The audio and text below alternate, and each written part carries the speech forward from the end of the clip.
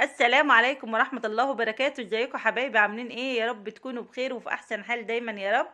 زي ما انتوا شايفين يا حبايبي، الفيديو بتاعنا مختلف النهارده، ولا تسويقة ولا غيره. النهارده كده قمت اتشجعت وجبت شوية برتقان بلدي، عملتهم زي ما انتوا شايفين. برتقان بالجزر وبرتقان فريش كده، ما شاء الله حاجة فاخر من الاخر.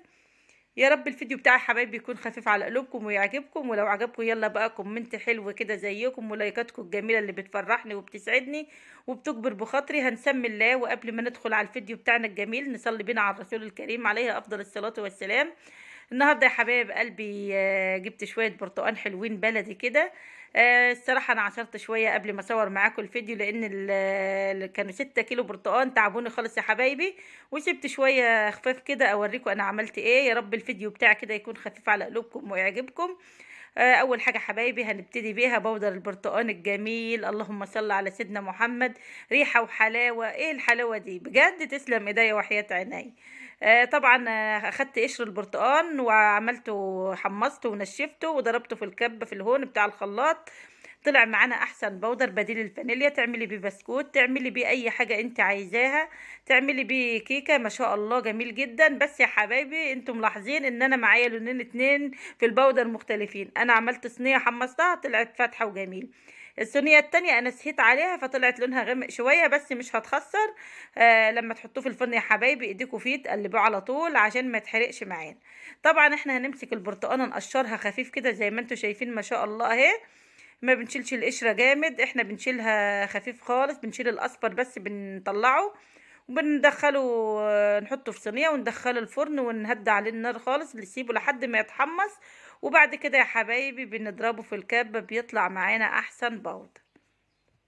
قوموا كده تشجعوا البرتقان، رخيص في السوق، انزلوا كده وجيبوا شوية برتقان لولادكم واعملوهم. عملنا احسن عصير يا حبايبي فريش ما شاء الله، وشربنا كده واتبسطنا وخزنا. من 6 كيلو برتقان عملنا كمية حلوة خالص يا حبايبي. وهنا القشرة اهو زي ما انتوا شايفين قشرناه خفيف اهو ما شاء الله. هنخلص طبعا الكمية بتاعتنا كلها يا حبايبي وندخلها الفرن طبعا عشان ما اطولش عليك الفيديو. انا عملت الحاجات دي كده وجهزتها، ولو عايزين الفيديو تشوفوه كامل انا بعمل القشر ازاي اكتبوا لي كده في الكومنتات، وقولوا لي اعمله لكم باذن الله يا حبايب قلبي. اللهم صل على النبي. شوفوا هنكملها بقى تقشير ونقطعها كده ونحطها بقى ونشوف هنعمل ايه تاني يا حبايب قلبي. هنبدأ بقى نقطع ونضرب العصير بتاعنا في الخلاط. طبعا انا بقشر ده عشان هحطه في الخلاط واضربه بالجزر، هيطلع معانا عصير فريش جميل جدا بالجزر. وهركنه على جنب وهنبدأ نعصر معاكم شوية برتقان بالمعصرة اليدوي بتاعتنا. بسم الله ما شاء الله. تعبتني حبايبي اخر تعب والله، ربنا يكرمنا كده واشتري واحدة بالكهرباء. طبعا عملت 6 كيلو، خدوا معايا وقت كبير لان طبعا ايديا وجعاني وبعمل شوية وبستنى شوية. زي ما انتوا شايفين اهو عصرتها بالمعصرة اليدوي. وعملت البرتقال فتحتها نصين يا حبايبي وعصرتها زي ما انتوا شايفين اهي ما شاء الله. عملت كمية حلوة خالص. وطبعا عندنا شوية كده هنعملها برضو على النار. النهاردة الفيديو مختلف يا حبايبي، ان شاء الله تستفيدوا منه. طبعا والله يا حبايبي انا بمنتج الفيديو وانا مرهقة كده معاكم الله المستعان، انا تعبت خالص.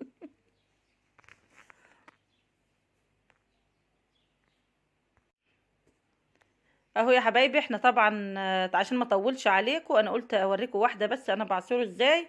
طبعا انا مخلصه كميتي قبل ما اصور الفيديو، بس يعني سايبه لكم حاجات خفيفه تشوفوها. يا رب كده تستفيدوا منها والفيديو بتاعي يكون خفيف على قلوبكم. وان شاء الله يا حبايب قلبي الحاجات دي انا هشيلها لرمضان. كل سنه وانتم طيبين. يا رب يعودها علينا الايام بخير يا رب، ويجعلها سنه سعيده علينا.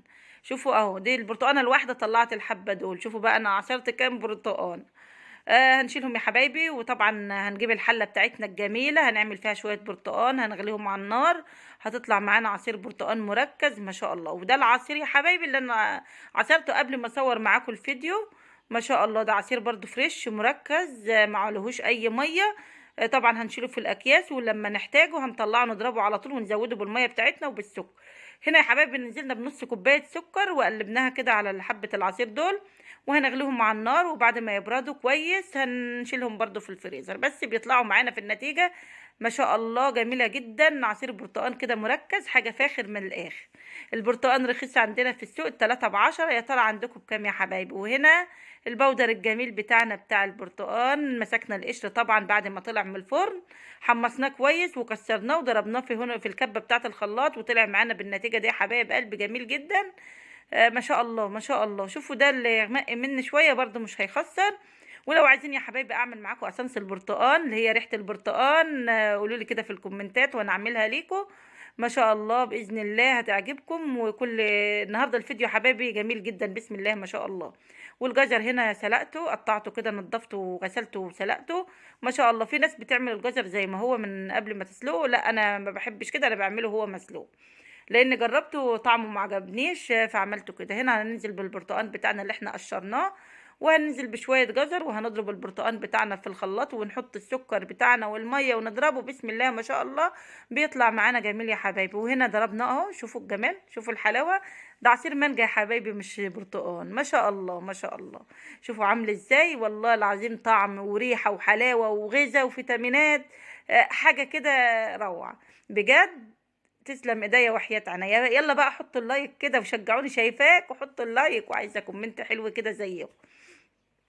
وهنا يا حبايبي قطعنا بقى البرتقان زي ما انتوا شايفين ما شاء الله، والجزر ده برضو نخزنه بالطريقه دي. يعني انا لان ما فيش عندي مكان في الفريزر، فانا عصرته لان عندي كميه برتقان طبعا 6 كيلو عايزين ياخدوا درج بحاله.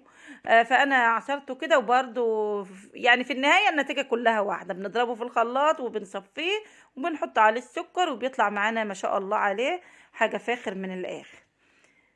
بسم الله ما شاء الله. النهارده يا حبايب قلبي انا تعبت خالص، وقفه يعني عصير البرتقال والفيديو بتاعنا الجميل ده تعبني والله بجد. يعني اجبروا خاطري كده بلايك حلو وكومنت كده، يعني قدروا تعبي معاكم يا حبايب. وهنا طبعا البرتقال غلى على النار اهو، وسيبناه لما هيبرد خالص، وهنعبيه في الاكياس وهقدمه كده معاكم. وبكده يا حبايب قلبي خلصت الفيديو بتاعي كده، يا رب يعجبكم. ده البرتقان يا حبايبي المغلي برد اهو، وده البرتقان بالجزر هنعين منه وهنشرب منه. وده البرتقان اللي هو السايب لو عايزين منه للكيكه من غير اي جزر ولا اي اضافات. وده البودر يا حبايبي اللي عملناه الفانيليا، دي بديل الفانيليا، لما يعني تحط شويه على الكيكه تشيل زفاره البيض ما شاء الله عليها. وده النوع التاني الفاتح بسم الله ما شاء الله. وطبعا ده الغامق. وبكده يا حبايب قلبي انا خلصت الفيديو بتاعي، يا رب يعجبكم.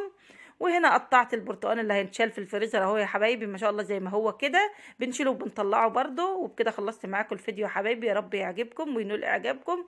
ولو عجبكم يا حبايب قلبي كومنت حلو كده زيكم وشجعوني عشان قناتي تكبر. والسلام عليكم ورحمة الله وبركاته.